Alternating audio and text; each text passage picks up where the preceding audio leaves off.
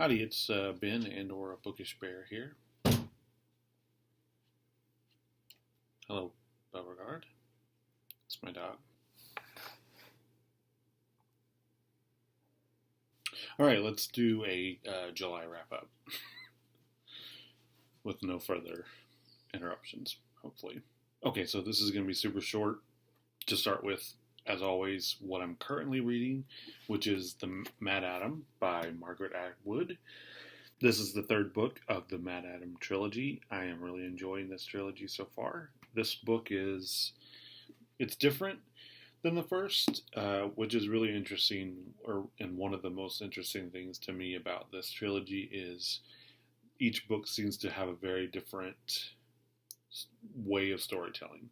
So the first one is, but no, then again, no, it doesn't really. They both kind of do this thing where they go back and forth between present and past. This one feels, I guess, maybe a little different because it's going into detail in the past of a person in a way that doesn't directly lead up to what we're looking at currently. So the first two books do that, where you're going to flashbacks, and the flashbacks are telling you how you got to the point where you are in the present of the book. And this one doesn't seem to be doing that.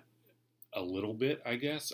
I think I get what the reveal is going to be. But one of the characters the main characters in this book, actually the two, I would say, main characters in the book, Toby and Zeb, are two of my favorite characters in the series.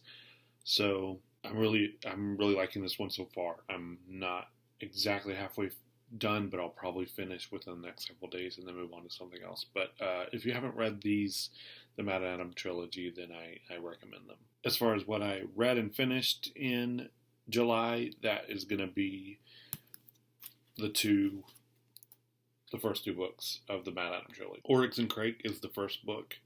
It kind of sets up the future that the books are set in, and it's pretty good. It's very interesting. Everything that happened in the book is always really interesting, and the way she tells the story is very interesting. So Oryx and Crake is the first book. The Year of the Flood is the second book, and it kind of goes into detail about this kind of cultish group called the God's Gardeners, and kind of leading up to where we're at in the first book. And it goes into detail with two of the characters that end up being a pivotal role. It goes into detail of the past of two of the characters and leads up to the present, which is this book. So it's really interesting as well. I preferred this one. Actually, this is my favorite book of the series so far. It's the longest as well, but it's really good, and the characters are great. So, like I said, with MaddAddam, definitely read these books because they're good. It's kind of sci-fi-y. It's got a lot of dystopia, but it's more about how we got to this dystopia future than the dystopia future. So there's a lot of interesting stuff about people and how we work and how we're going to end up screwing ourselves over and how that might look. So they're great because they don't just plop you down in the middle of this dystopia future where everything's unclear about how this happened. She spells it out for you, and she takes you back. They're good summer reads too because they're not difficult reads at all. They're really fun to read. So I recommend those. And weirdly, in July, I didn't purchase any books. I didn't even... It was my husband's birthday is in July, so I guess most of my excess funds went to presents for him, but I didn't even buy him any books. It's really weird. It's odd. I did buy a bunch of comic books again, so there aren't as many. So I'm going to go ahead and just do my what I read comic book wise. I have been splitting them up into two videos because there were so many comics. This month I'm just going to do them all in one. So if you're not interested in comic books at all, then you can stop watching now, and I hope you have a good rest of your day. Thanks for watching this part. But if you're interested in comic books, I'm going to go through what I read, and so starting with the Marvel stuff. So the first thing on the list is going to be the new Avengers number 3. I am liking the story so far, not as much as I was expecting to. The art's not my favorite, but the story's good. I don't like Loki as a villain, so I guess I could just say this. I didn't say this in the last one because it was kind of a reveal, but it's on the cover here now. So Loki as a villain, I'm not really into that.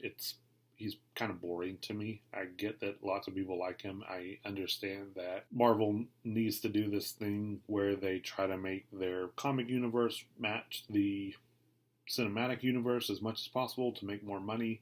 I don't necessarily agree with that, but I understand that they want to do that, and I understand why they would want to do that. But this feels a lot like, let's just make it as much like the movies as possible. Loki's a villain. It's the cast of characters is a little different, but a lot of the movie Avengers are in this book. This team it's a weird lineup. So it's Carol, Captain Marvel, Iron Man, Thor, Captain America, Ghost Rider, the new Ghost Rider, who I don't really know anything about because I don't read Ghost Rider books. She-Hulk, Doctor Strange, and Black Panther. So it's just kind of a weird cast of characters. And the reason they're put together is because they're counterparts of billions of years ago on Earth. And that makes sense, and it's a cool idea. But so far, I feel like this is a book that's still trying to get its footing as far as writing goes, and as far as where they want to go with the story and where they want they want the team to be.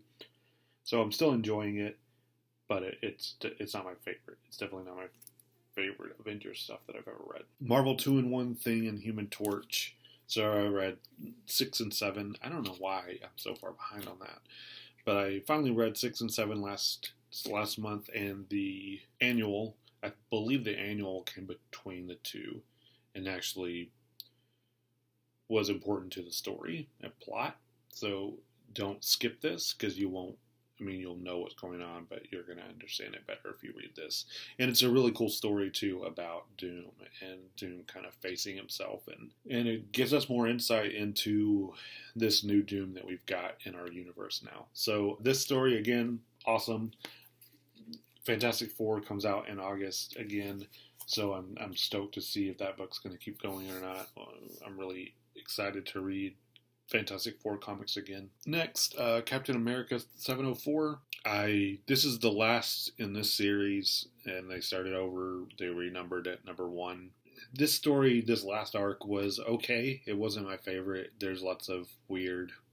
Captain America wasn't in the story at all. Steve Rogers, anyways. But it's okay. It was ended alright. I like the art. Was decent. So there's not a lot I want to say about that. Captain America. It's Iron Man, Tony Stark, Iron Man number 1. There were like a million variants for this one with different armors. I went for the old school armor because I thought that looked kind of cool. Kind of a setup issue. So this one, he pulls some guy who's really great at integrating AI and making AI work together. And he pulls him and brings him to work for him. He shows off a bunch of new Iron Man suits and stuff. It's pretty par for the course. I'm hoping it gets more interesting than this, but we'll see. I mean, it's the first issue, so it's kind of hard to gauge what it's going to be like. Runaways number 10. This series is still really great, and I'm really, really enjoying it. It's probably one of my favorite reads for the month. Every month. S.H.I.E.L.D. So this is S.H.I.E.L.D. Rebirth. So this is a collection of the first 4 issues of this series. So Jonathan Hickman wrote this series a while back. It's been a while. It was S.H.I.E.L.D. and it was basically this really cool story about like scientists, Leonardo da Vinci, and all these guys how they started S.H.I.E.L.D. to save the world. But they only did 4 issues. They recently did number 5, which I also read. So they released 5 and 6. So they released this as a lead up for the first 4 issues, so you could catch up pretty quickly. So 5 and 6. I think this is going to be an ongoing, and I really hope that's true. I am a huge Jonathan Hickman fan. If you're into like really sci-fi, epic storytelling, I think is what Jonathan Hickman's known for, then you're going to love this book. And then Starboy, I'm a fan of The Weeknd, and I thought that this was interesting that he's doing a comic book. He's writing it, co-writing it at least. This was interesting, I guess. It was definitely like just an origin story, a lead-up, build-up story. It's okay. The art is okay. The cover's cool. I'm probably going to pick them up just as a fan of the musician. All right, so Thor, the new Thor, they renumbered as #1. I'm not sure why they've decided to go ahead and renumber all these books, but they are. So here we go. Jason Aaron's still writing, so it's great. This one is pretty great. I read 1 and 2. And basically, this is Thor and Loki in hell with a bunch of kind of badasses just doing, like, trying to find someone. I believe they're looking for someone or to kill someone. I'm fuzzy on the mission. The artist, I really like his style a lot. I'm not loving it in this book, though. It makes it a little hard to concentrate and a little hard to follow. So Jason Aaron is very wordy, and I don't know, it's hard to... It just doesn't seem super grounded with the artwork of how wordy and expressive and kind of there's a lot going on. And so Jason Aaron is putting a lot of stuff in, and it's hard to stay grounded and to keep up with what's going on and what the characters are doing and saying with such fluid and kind of out there art. The art looks great. It's just, for me, it's not working with this story. Maybe they'll find a better balance, and it'll get better, I hope. As for me now, it's proving to be a little more difficult, and I'm not sure if that makes sense, but yeah. But it's Thor, so I'm going to read it. Last thing I read, X-Men Gold, number 30. This is The Wedding. I'm sure everyone's read it by now. I completely 100% over it. I don't understand this decision and the decision they made. It's just exhausting. It's exhausting. The whole will they, won't they thing we thought was finally over. It's exhausting. I don't care. I hope they retcon this, basically, is what I'm trying to get at. Rogue and Gambit got married, though. So there's that, if you're into that, which I don't care about Rogue or Gambit in their relationship. It doesn't seem like that would, I don't know. I don't understand how any writer could look at the characters, and if you're going to look at those 4 characters and the 2 relationships, and you think that Rogue and Gambit is going to work more than Peter and Kitty would, I don't know what you're doing. That's fine. Whatever. Okay, and on to the other stuff I read.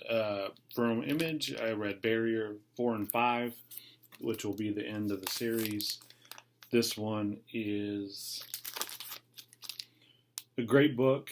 I highly recommend it. If you're a comic fan, if you're into the medium, if you're into how comic stories work, and you're interested in that at all, you have to read Barrier because it's so different and interesting and really pushing the medium in ways that most people aren't interested in doing. So, Wicked and Divine number 37. This is a cool cover. It's gearing up for a big finale. Lots of crazy stuff is always happening. This book is still amazing, and it looks great all the time. It's incredibly well written. Just, if you're not reading this, I'm not sure why. The Beef number 5. I believe that this is the final issue.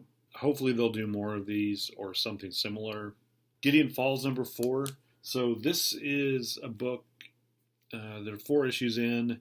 It's the story of this town, Gideon Falls, that has been haunted sort of by this thing called the Black Farm, or the Black Barn, sorry, forever. There's this cool, like, secret group that the new pastor or preacher who goes to the Gideon Falls learns about. There's this guy who is being led to pieces of what he believes is the Black Barn, and his psychiatrist who is suddenly seeing the Black Barn herself. So lots of weird, creepy stuff going on. The art is amazing. Everything's going to lead up to something crazy, I'm sure. So if you're not reading this book and you're into like creepy mysteries, horror leading stuff, then you're going to like this book, and I suggest that you read it because I'm really enjoying it so far. It's written by Jeff Lemire, so he is pretty on point at this point with almost everything he's doing. Yeah, if you're a Jeff Lemire fan, you'll probably enjoy this as well.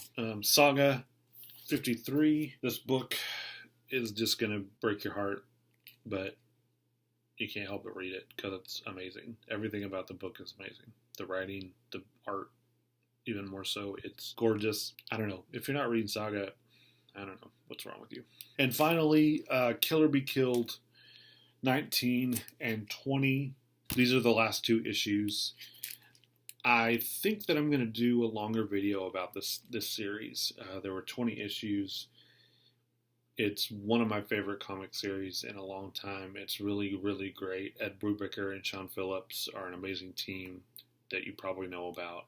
But this one, every time they do something new, it's better than the last. And this one is their most recent, so it's incredible. So, but yeah, I'm probably going to do a long video about this series. So I'm not going to say a lot about it. But I'm sad it's over. But I'm really happy about the ending. I also caught up digitally with All New Wolverine, which is X-23 Laura and her kind of clone sister Gabby. And that book is amazing. I remember it being really good, and then I didn't read it for a long time, and then I just read from, I think, 19 to the end recently, and it's just really good. So the writer, his name is Tony something. I will put it in here because I can't remember the last name exactly. Did some excellent, amazing work. This book is funny. The plots are always interesting. There's a lot of depth to the characters that he's writing, and there's a lot of actual character development. So you see Laura throughout the series change and learn and grow, and that's always interesting to see in a superhero comic, especially like a mainstream superhero comic like Wolverine.